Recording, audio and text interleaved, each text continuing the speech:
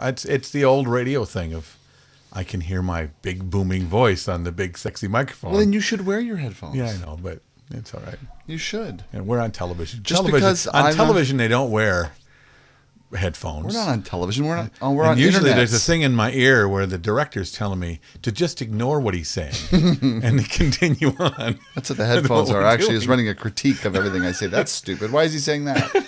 Well, did you know when I first started DJing, I wore headphones at the first couple of DJ parties I did. Well, yeah. Continually. How else? I never took them off. How else is anybody supposed to know you're working?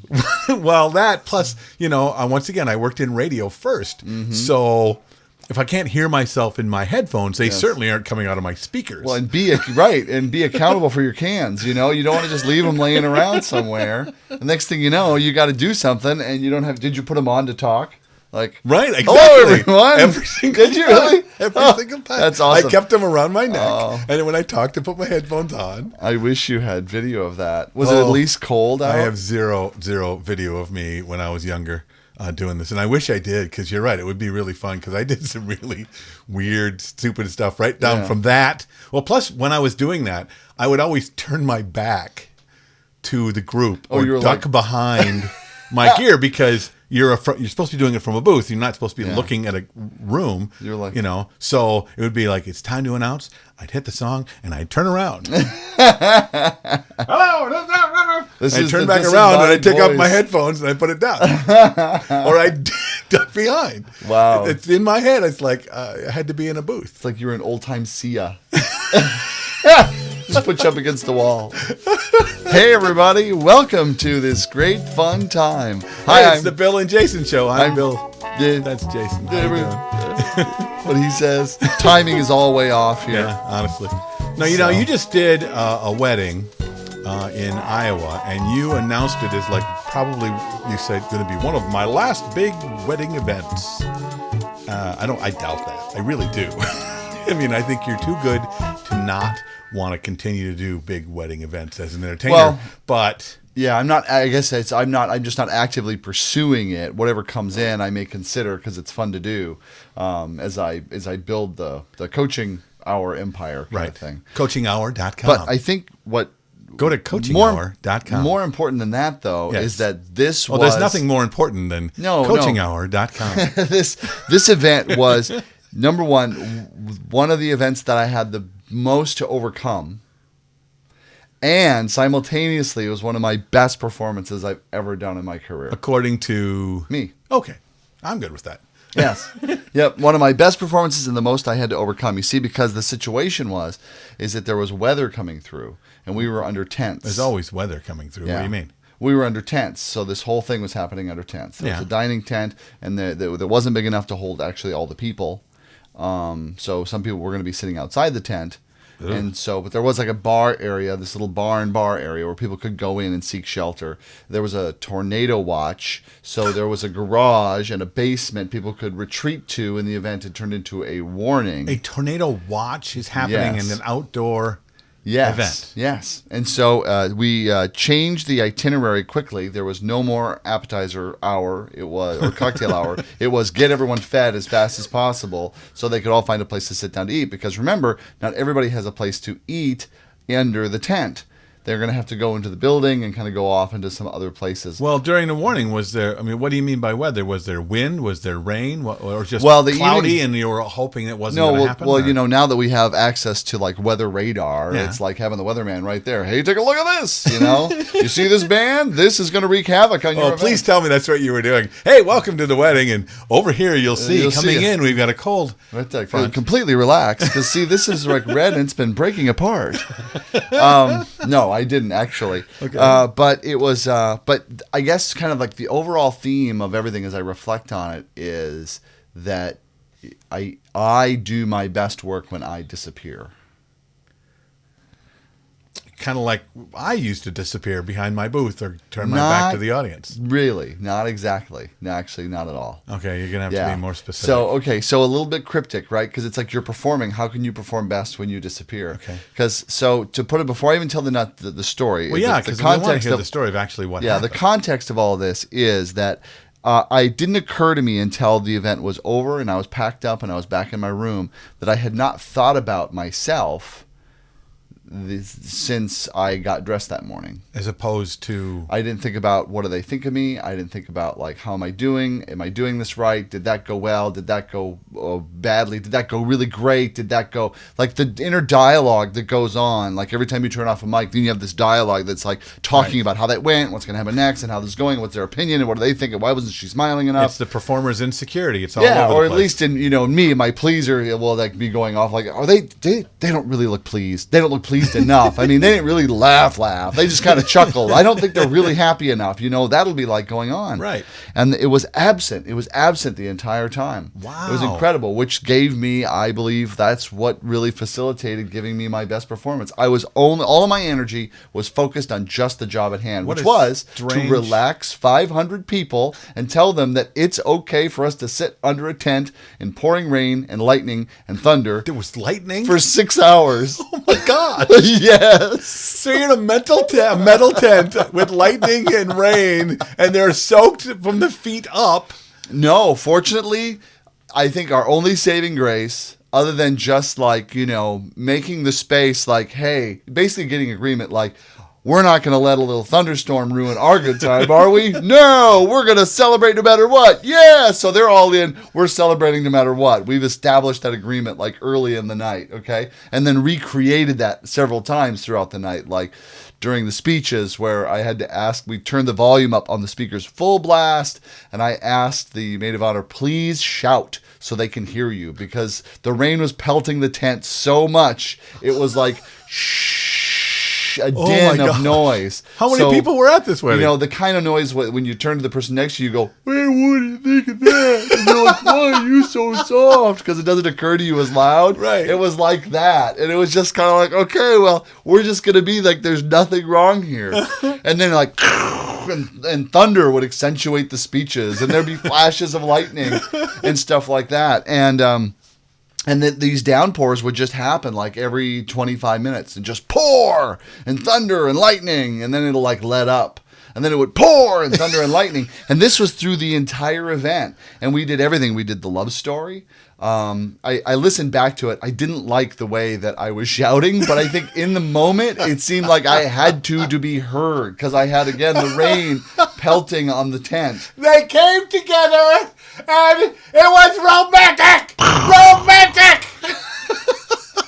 Wow. At everything, but we rearranged the itinerary, so we immediately got people fed. Fortunately, before all the deluge came, everybody got through the buffet line, right? And we're off, and even I was really clear that I was like really in the moment and not concerned about myself or what people will think of me, because 3 times I went into the barn, which is a bar area, without a PA, with my own voice, got everybody to shut up, to make an announcement of where they needed to be and where they needed to go next, without perturbing anyone or eliciting any like smart ass remarks or anything like that. I'm like, this is kind of amazing. And, but again, didn't occur to me as amazing until it was all over. Like, wow, did that just happen? So then, so that's all the reception part where, right. We had, I skipped the trivia game. By the way, if it's going to thunderstorm and lightning, do not play a game to release tables. People really aren't interested. They just want to get their food and be dry. So totally nixed the game. I told my bride and groom, I said, we're not doing it. It's just going to be annoying. They're like, whatever you say, we're good with it. And so we got everybody fed, got the love story, got the speeches, got the cake cut, got all of that stuff done, introductions, all that done. And then we move over to the dance. Well, I have a little tent besides the dance. Well, back up before you go to the dance. You told them what was going to happen. You didn't do what they wanted. You know what I'm saying? Well, no, you went and told them. So this is going to happen, and they were okay with that. Why? Yeah. Well, see, we had an agreement that what we wanted to do was that we wanted to do bridal trivia to release tables. No, I get make that. It more fun. No, right? I want to get back to what I want to get to is the so specific thing that you went over and you told them what we're going to do. We're going to drop I told them we're going to drop this, and this is why. And they were okay with that. Yeah, and they were so now why do you think that was? Well, because number one, I was in charge of the event, and number two, through the entire planning process, they get that everything that I introduced that we were going to do had a purpose, and was going to produce a certain result. Right. And he was in charge. That's the point that I get that. I got that before you brought it up, but I wanted to be sure you guys heard that you heard that, you know, they were okay with a major change in something they were really excited about, all because Jason knew better because he's the expert and he took charge, and they were in agreement that he was in charge. Well, and that speaks to the way that you and I work when we work with clients, is that we know that our client is paying us to create an outcome. So those details, like, well, wait a minute, but I want to play trivia, you know? And believe me, if she said, oh, I love that game, I want that would ruin my night. I'm like, okay, then I will make it work. I mean, and I would frame it like, we're playing this because it would ruin her night if we didn't. So let's say, and then everybody being enrolled and it would happen, right? But it wasn't. You know, so it was just like, okay, fine. And so then they took you as the expert, right? And we switched everything up and just went with it, and and I was like smiling, and nothing's wrong, and it's thundering and lightning, and because of the way you were being, it was okay for them to be okay with it. Yeah, and even more impressive is that people have all kinds of places to scatter to in the rain to hide under, right? So it's not like there's an easy flow. There's lights up. Big psychological barriers between coming to the dance tent to going to the barn to going to this shelter. Oh my gosh, wait, there's dancing in a different... So they have to leave your tent for dining and go to another tent for dancing? Well, the tent is right next to it. Okay, so you just have to gotta kind of run through some dribbles. Still, you gotta leave rain, gotta get in, get wet to go someplace else. Exactly. In the middle of a horrible storm. Yes. So go ahead, continue. And so, and then we got over there, and I had my Bose set up in the big tent so that everybody could hear that. And then I had my ETXs in the little tent that was right beside the dance floor. And I had requested in advance, knowing there was going to be rain, that I have side panels. And thank goodness did I do that. So literally I had side panels in front of my speakers, beside my speakers, and my assistant spent the entire night doing water management. Like pulling the pooling water down from the tent. And our tent actually got so soaked that it started to drip through the top. So I had a towel laid so on the So the one place it's dripping is immediately over you? Over me, right. Like dripping down on me while I'm there doing the thing. Oh my gosh. And the beautiful thing is we had a dance floor like it was, I suppose at worst there would be like 10, 12 people dancing. You know, at best it was full. But that was how it was the whole night. People poured off onto other places instead of just on the dance floor. Yeah, and people kept coming back to the dance floor. They were just coming and going and doing, and they were just into the experience as it was happening. Yeah. And still like pour and lightning and thunder and all that kind of stuff as we're playing. And the power went out in the tent only once. Nobody freaked out. They just waited patiently. And the people at the venue were fantastic. I mean, they were so on the ball. And they got that power hooked back in, but I never lost power. Everything ran. I got worried about my speakers getting wet. Yeah. You know, and especially as I'm like cranking these things up like really loud. I really got them cranked because they got to go through the flaps because, you know, that cuts the sound down. Oh my gosh, they were completely covered. Yeah. All the way around. Yes. Oh gosh. And so I had a little window. That speaks to how good those EVs are. Yes, and I had a window basically that I was kind of looking out of the dance floor and seeing everybody like, "Hey, out there, how you doing?" So you were in the booth. I was in a booth. You were in the booth. I was totally in the booth. Yeah, yeah. Is it like rain to rain, and the people like splashing in puddles because it was like just downpour after downpour, and it came to an end, and we did our finale as planned, and that was it. And everybody's like, "One more song, one more song." They wanted to go more. So you're all done, you go down, and all of a sudden the sky breaks and you got clear skies. Yeah, right, pretty much. Really? Really? The doves, the angels sang. Yeah. And there was a big rainbow, and Noah said something. I don't know. Oops. Well, yeah, keep beating on that microphone. Yeah. So now, from all of this, what is the one thing? I mean, because you and I both know that we learn from every performance we have, and the biggest, most challenging ones are the ones where we have the biggest breakthroughs around who we are, and as a performer, or as a service provider, or as a DJ, or as a person. Did you have something like that from all of this? Well, actually, I have been distinguishing something, and I'll explain what I mean by that. Yeah. That I think was making the big difference. But to also put this in additional perspective, before I did opening introductions during my icebreaker, I acknowledged the parents. So I began my night on the mic by saying, and the parents of Anna, our bride, Dick and Barb Halverson. And his name is Dirk. And like half the room shouts, Dirk! They think, you're a dork! You know, and I called him Dick. And his name is actually Dirk. It's like, okay, this is great. You know, so like I just said, like, oh, well, good. I'm glad we got that out of the way. Now let's move on and you know, meet the other parents. And I introduced them again. Recovery. I said, this is Dirk and Barb. And again, it was all because I wasn't thinking about me, like, oh my gosh, they must think I'm an idiot. I didn't go into a dialogue about what they thought about anything. Because you know what? They probably weren't thinking about anything. They probably thought it was kind of amusing that it even happened. You know, and we rolled with it. And he even took advantage of, I did apologize later. Well, yeah. And that was kind of funny because he didn't really like go, oh, he didn't make it okay for me. You know, he was just like, And I'm like, well, okay, I did my part. I apologize. But he's a pretty serious, very kind of serious, kind of stoic kind of guy. Uh-huh. And then later when he did his speech and I handed off the microphone, he's like, well, thanks, Dick. And so it's like, oh, good job. You got the last laugh. We're good. Okay. This is great. But I mean, all that got created in that space. So it was okay for everybody to have fun and for whatever to happen and right. And that sort of thing. And like, that's what my assistant and myself, that's what we were standing for and focused on. Delivering on the entire night was focused on that. And well, it is amazing how when you actually can, because that I think that what you said you got over or that you were standing for somebody else all evening long, and you weren't about, you know, am I going to screw up, or all the insecurities that we have as performers, the insecurities that sometimes drive us to performing in itself. We live and die in our head because we think that's the thing that's fine tuning our performance throughout the evening. But the truth of it is, I agree with you, that thing, that insecurity, that voice in your head that it's about me and what I look like and how I feel, and that is the biggest obstacle to get past when it comes to really connecting with an audience, with a human being in itself, just one person. And it's as simple as it seems. It's not an easy thing to let go of. And when you do have these huge, amazing breakthroughs in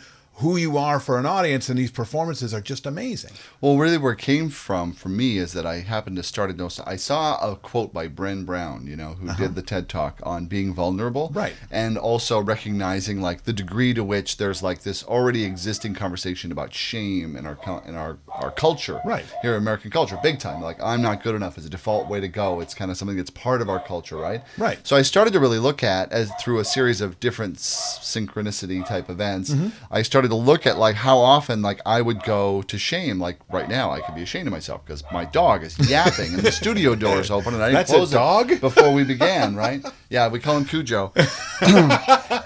Little tiny Cujo. Anyway, I realized like I go to shame a lot. Like even if somebody's like, if you're teaching me something, I would like, my brain would go to shame, which what does that mean? That means I would go to, I'm not good enough. I should know this. I shouldn't have to be told this. You know, and I think a lot of us do. Yeah. And so what I started doing, like, well, when I see that show up, because it's the game, even in things that we coach to and that I get coached to, is it's about noticing. And the more that you're able to notice, the more power you have over affecting your choices in the moment. Yep. So I began to notice, like, every time shame would come up. So I'm like, well, if that comes up, then I'll choose gratitude.